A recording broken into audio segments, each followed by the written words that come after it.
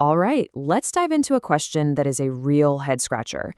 In a world, in a society that's just full of churches and temples and believers, why does it feel like serious crime and social hardship are just getting worse? It doesn't quite add up, does it? Let's unpack this. So, the source material for today's explainer throws us right into the deep end with this one. You've got widespread faith on one hand and rampant crime on the other.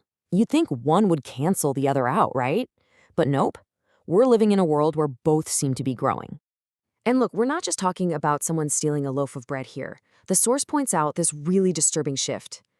Back in the day, crime might have been about simple survival. But today, we're seeing these complex, severe breakdowns in society that seem to fly in the face of a nation that claims to have so much faith.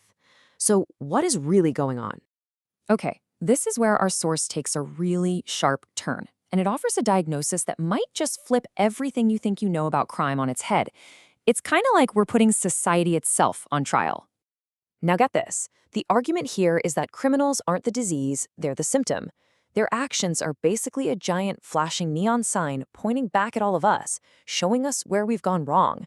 So, from this perspective, the real bad guy isn't the person who committed the crime, but the system that created them. Whoa, that's a pretty bold statement, isn't it? But it's super easy to get the wrong idea here. When the source uses this word stupidity, and that is the direct translation, it's not about IQ points, not at all. It's about being fundamentally lost. Like you're adrift at sea without a compass because society never gave you one. So the idea is that this stupidity isn't something you're born with. It's something our environment creates. It's what happens when we haven't figured out who we are, when we're taught to chase things that don't really matter, like just getting rich. And it's what happens when our leaders and our institutions totally drop the ball on showing people the right way to live. And that kind of empty space, people just wander. And that's exactly where the trouble starts.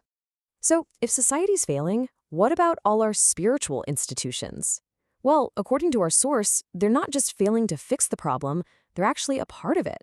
And it all boils down to a massive misunderstanding between two words that we throw around like they're the same thing: faith and religion. Okay, let's start with faith. Our source defines this as basically square one on the spiritual journey.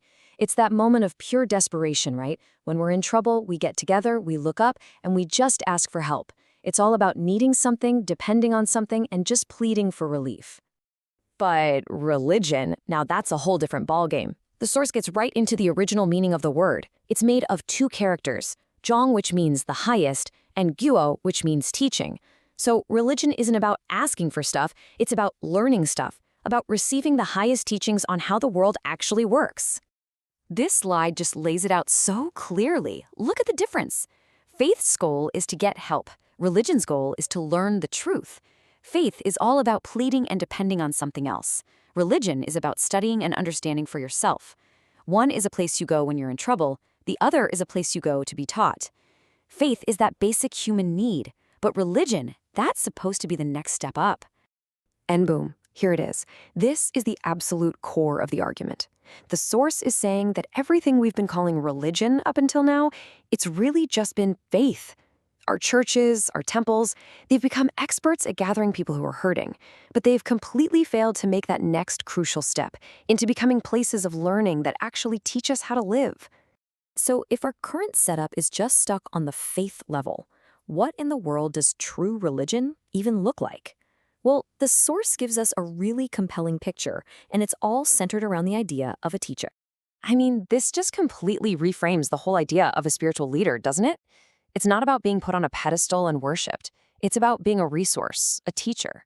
A true religious figure in this view is simply someone who can answer your questions, your deepest questions about life and struggle, and empower you to figure things out for yourself. And this slide just nails it. This new kind of teacher isn't trying to build a fan club. They're trying to build up individuals. A teacher like this doesn't say, just believe me. They explain the why behind everything. They give you the instruction manual for life so you can understand the world instead of just hoping some miracle will save you. Okay, let's bring this all the way back around to where we started. Remember the whole problem? Crime, suffering, a society that feels like it's breaking apart. How does this big idea, this shift from faith to religion, supposedly fix all that? So here's the bottom line.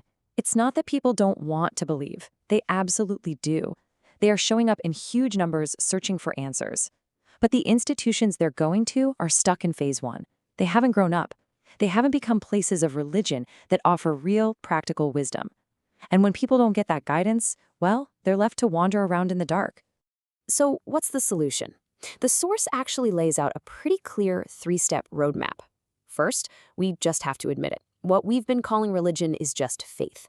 Step 2, we've got to transform these places from begging bowls into classrooms. And finally, step 3, we have to actually start teaching the big stuff, the principles of how to live a correct and harmonious life. This, the source claims, is the only real medicine for a society that's sick. And that leaves us with a really powerful final thought, one that kind of puts the ball back in our court. What if the problem has never been a lack of faith, but just asking for the wrong things? What if instead of asking for help, we started asking for knowledge?